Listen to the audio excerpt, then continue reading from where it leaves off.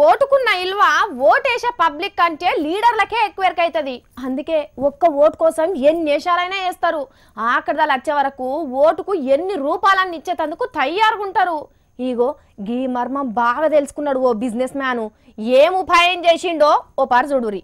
వీనికి ఎన్ని అవార్డులు ఇచ్చినా తక్కువే పోండ్రి నన్ను అడిగితే.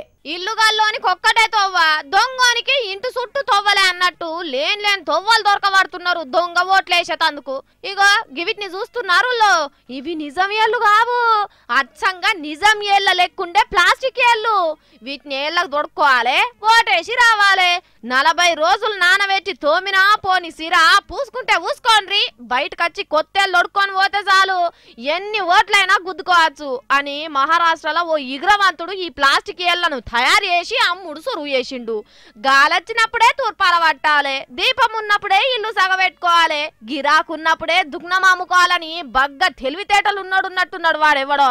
మిరపకాయ బజ్జీలు చేసినట్టే ఈ ప్లాస్టిక్ ఏళ్లు తయారు చేసి దుకాణం తెరిచిండు. మహారాష్ట్రలో కార్పొరేటర్లు సర్పంచులకు ఎలక్షన్లు నడుస్తున్నాయి కదా, దాంట్లో ఒక 10-20 ఓట్లతోనే గెలుచుడా ఓడుడా అనేది ఉంటదాయే. ఇగో నా దగ్గరికి రాండ్రి, ఎన్ని ఏళ్ళైనా కొనుక్కోండ్రి, ఓ 10 మందిని పెట్టి ఓట్లేపించుకోనరని ఆఫర్లు పెట్టిండట. గింత అలకటితోవ దొరికినాక లీడర్లు కుంటారు. ఓటేసేటోనికి పైసలు ఇచ్చి బతిలాడి తీసుకొస్తే తీరా వాడెవ్వలకేసేది తెలియదాయే. అదే అల్కగా గిసోంచేళ్లతోని ఎన్ని ఓట్లైనా గుద్దుకోవచ్చు. బరాబర్ మన ఓటు మనం వేసుకోవచ్చని ఎగబడ్డారట అక్కడ లీడర్లు ఏళ్ల దుకాణానికి. మరి పాడై అన్ని అయిపోయే వరకు దొరకను అని కోపం వచ్చిందో ఏందో గాని చిన్నగా ఈ వార్తను తీసుకుపోయి పోలీసు వాళ్ళ చెవులు ఊదిండ్రట. ఇగే ఉన్నది, ఏళ్ళని తయారు చేసినోని తీసుకుపోయి స్టేషన్లు వేసి మర్యాద చేయాలని చూస్తున్నారట.